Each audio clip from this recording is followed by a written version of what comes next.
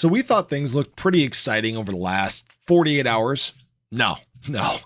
Things are going to get even more exciting as we move through the rest of this week and into the coming months. And there are some very big signs that I need to show you guys that indicate exactly this. I'm Luckside. Welcome to the channel. If you guys are new or haven't already, make sure you hit that subscribe button down below. Hit that bell again. It's free to do. It'll keep you updated anytime there's new content live here on the channel. So we obviously talked about ADA price earlier today. At least at the time of filming this video, it's doing quite well. We're up about 3.5% over the last 12 hours. And that's even while BTC has dropped about 0.7%. So we're actually looking very good. Again, we're on this quest to this 200-day moving average. I'd love to see at least a tap and hopefully a breach, because that'd be a very strong reversal sign for ADA. And I'm hoping that BTC shows a lot of strength up in these levels, because that might provide more fuel to the market. And this is something that I believe we are in fact going to get. Now, obviously nobody knows what's going to happen, but I need to point out a couple things. So first of all, we had a massive day in terms of institutional buying yesterday, $621.9 million worth of net flows. All right. And that's to the positive side. So what we actually saw was a lot of this institutional money actually step in and basically buy back what they sold, which is quite comical. And I mean, you can look at the numbers. It was almost quite literally buying back exactly what they sold. When you look across a lot of these, and that's kind of small, I apologize, but it's basically buying back almost everything they did over the last few days, which is funny. Now, that being said, we did actually deal with a little bit of unloading yesterday, and that was actually from BlackRock. And what this likely had to do with was the fact that there was a record high in terms of BlackRock trading volume in their spot ETF. $4.1 billion transacted.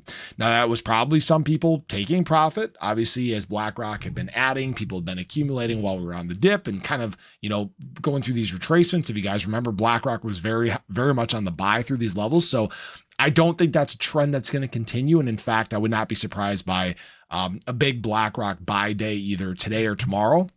We'll have to be patient and wait and see what happens there. But what you're seeing also is us kind of sitting dead center in this long and short liquidation map. All right. Now, that being said, there are a lot of long liquidations to the downside. This is something that we need to monitor very closely. All right. We're talking hundreds of millions of dollars just below here. And this basically starts at about 74.4. And we are currently sitting at about 75. And right up at the top here, at about 75.5 is where we have another big batch of short liquidations. People started putting in short positions as soon as BTC hit its new all-time high at about 76, was it 76.3 something? Anyways, we have the potential to move either direction here. Now, that being said, if institutional money continues to step in and push prices higher, then we may work into some of these short squeezes again. We may continue to do what we did just a day ago, very quickly moving to the upside. Now, that being said, there's some very important signs that are in fact taking place for ADA here. First of all, BTC dominance dropped off very heavily over the last 24 hours. You guys can see that we went from about this 60.5% dominance, actually wicked all the way down to 59.8. And we needed to ask ourselves, is this a start of a different trend? That's something to monitor very closely moving forward here. Again, we're waiting for this moment that BTC dominance tops out, starts to correct. I've said it's about 60%. So we'll wait and see if that's correct or not. And what we actually saw was a very strong move in terms of the ADA BTC pairing. Now, people have had questions about this. We're back at about 500 sats. So we'll wait and see as we're fighting this 20-day moving average, which has been actually a strong point of resistance on the way down here for ADA. We'll see if we can breach that and start to create an overall correction. And this is where you might start to see a little bit more excitement in terms of ADA. Now, that being said, we're still very much stuck in our descending wedge here. All right, we're not out of this yet. We haven't had a breakout here, but there will be a moment that it does. Maybe we get all the way down here to this 400 sat range. Who knows?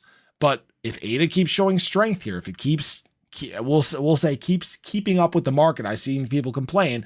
ADA's been one of the better performers over the last couple of days here, guys. So we're kind of in a very nice spot right now. All right. I'm very comfortable with where we're at.